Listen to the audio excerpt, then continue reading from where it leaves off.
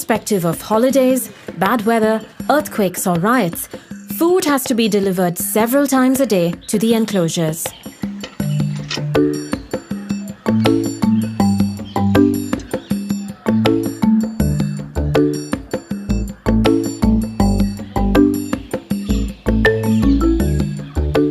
Of course, where there's an abundance of food, uninvited guests are never far behind.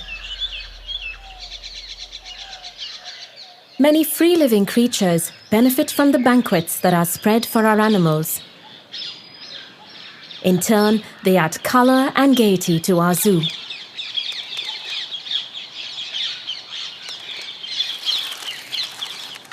Some of our birds and animals need special food. These scarlet ibis get their bright coloring from the beta-carotene in the food they eat. So to keep them looking beautiful, we include shrimp and grated carrots in their diet. We also breed and raise mealworms because some animals need insects in their diet at least a couple of times a week, like this African bat-eared fox.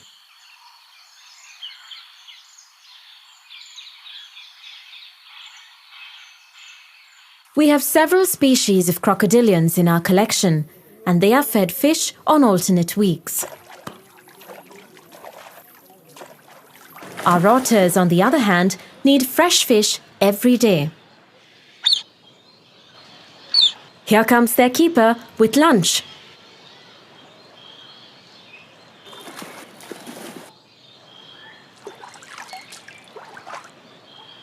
Visitors to our zoo might regard the animals they see as just specimens. But to us, each one is a distinct individual with its own personality. Mason, one of our chimpanzees, likes to wave at his admirers like a music conductor. Abi, one of our Asian elephants, loves to make his own straw hat. He'll put it on and take it off several times a day.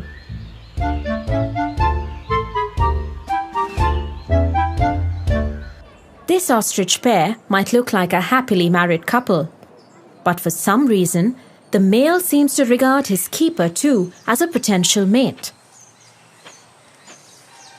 Anytime he's nearby, the male will woo him with an elaborate courtship display.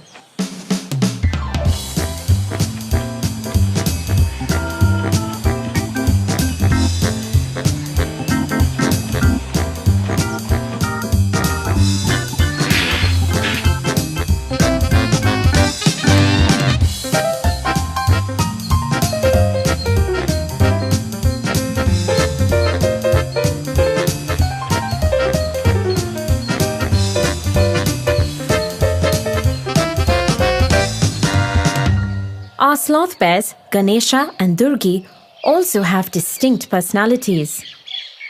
They were raised together as cubs and are very attached to each other. Ganesha is the adventurous one and is always getting up to some mischief. His mate Durgi, on the other hand, likes to take it easy. Whenever Ganesha gets bored, he will cajole the reluctant Durgi into a friendly wrestling match.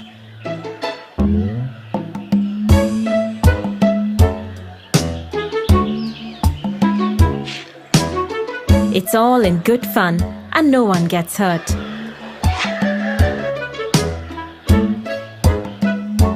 Animals at the zoo can also exhibit a surprising level of intelligence. Using a rock to relieve an itch is nothing unusual. But using a branch as a back scratcher? Now that's clever.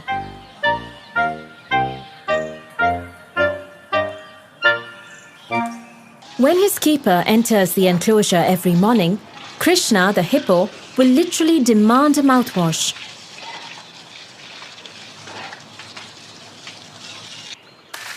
Our male Indian rhino, Virat, knows exactly when it's bath time.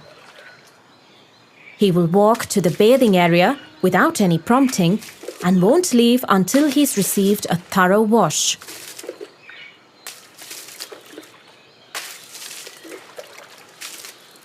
Like Virat, many animals at the zoo develop a close bond with their keepers. But don't be fooled. Only their keeper can get this close. Zoo animals can be very dangerous, and the rest of us must always stay behind the railings. However, if you would like a closer bond with our animals, you can participate in our adoption program and sponsor the upkeep of any of our animals. As a sponsor, you will get special visit privileges, and your support will help take care of some of our feeding expenses.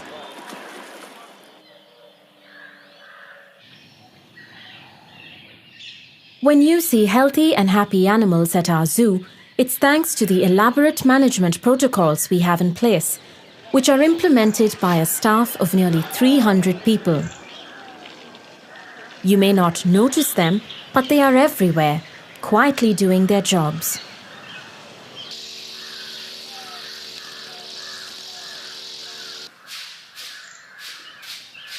Keeping enclosures clean and regularly disinfected forms a large part of every keeper's duties. The main gate and entrances to other sensitive sections also have disinfectant mats to minimize the spread of diseases.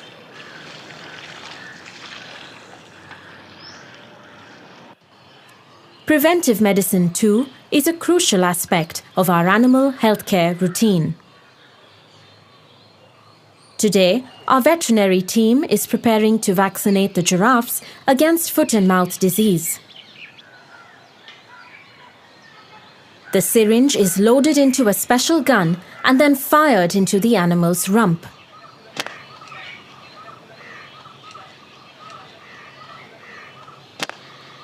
The big males barely flinch when the dart hits home.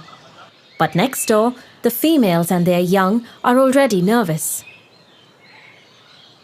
One by one, the doctors get them all. The vaccine gets injected within seconds after the dart pierces. A couple of flicks of the tail and the dart falls off and will be collected by the keeper. Animals can also get affected by ticks and fleas. Today, it is the turn of these Barasingha or swamp deer to receive their periodic treatment for ectoparasites. An organic insect repellent is mixed with water and sprayed in the form of a fine mist as the animals gather to feed. Despite all these precautions, however, animals do get sick sometimes and are treated at our zoo hospital. This sloth bear has been tranquilized and brought in for an X-ray and an ultrasound.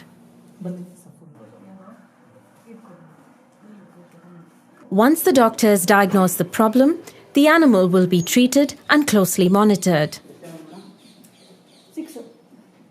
The zoo hospital also houses our animal orphanage. This is Chamundi. She was found abandoned in the wild and sent to us when she was just 6 months old. Her keeper feeds her a special milk formula several times a day.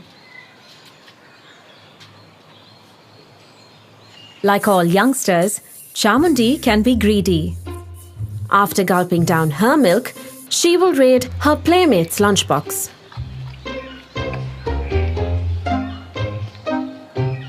The Gaur calf must eat quickly before Chamundi finishes everything.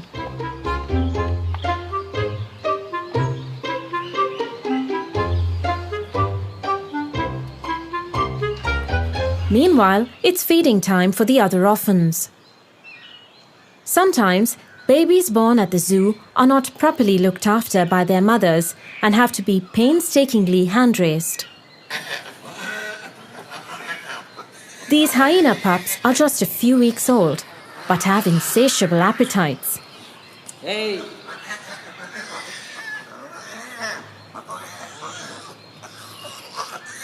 They are absolute rowdies and can be quite quarrelsome at feeding time.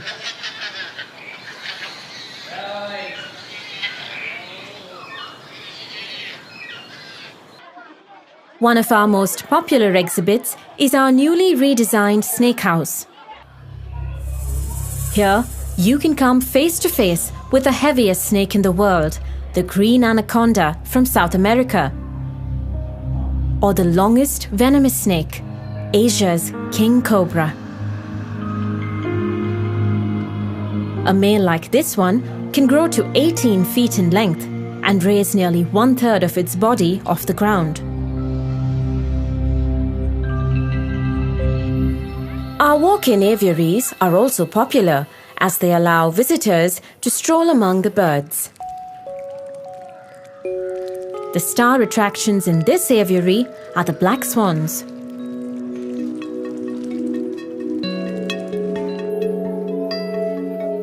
Our zoo has been a great venue for inspiring a love for nature in young minds.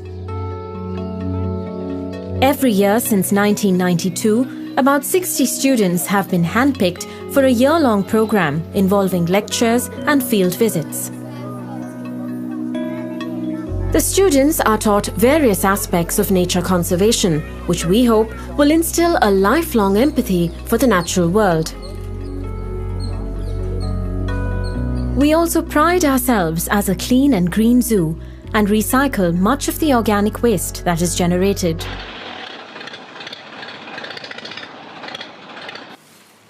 Mega herbivores like rhinos, hippos and elephants eat vast quantities of food. And of course, what goes in does come out. Our keepers have their work cut out, clearing these mini mountains of dung. We ensure that none of this waste goes to waste. From the pens, herbivore dung is sent to our vermicomposting yard, where it is slowly converted to a rich natural fertilizer that keeps our gardens lush and lovely. The best time to visit our zoo is in the morning or the evening, when animals are at their most active. From entry to exit, the pathway through the zoo is 3.2 kilometers, which you can cover in just a couple of hours. But we recommend that you take it slowly to get the most out of your trip. But do avoid the middle of the day if you can, as it's a time when most animals rest.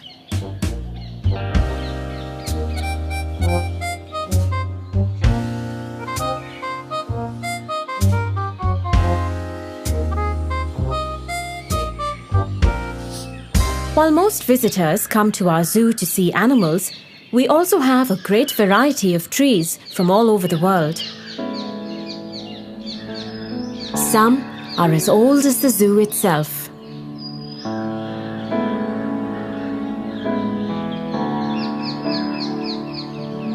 For over a century, these grounds with their magnificent trees and animals have been an important part of Mysuru's rich heritage.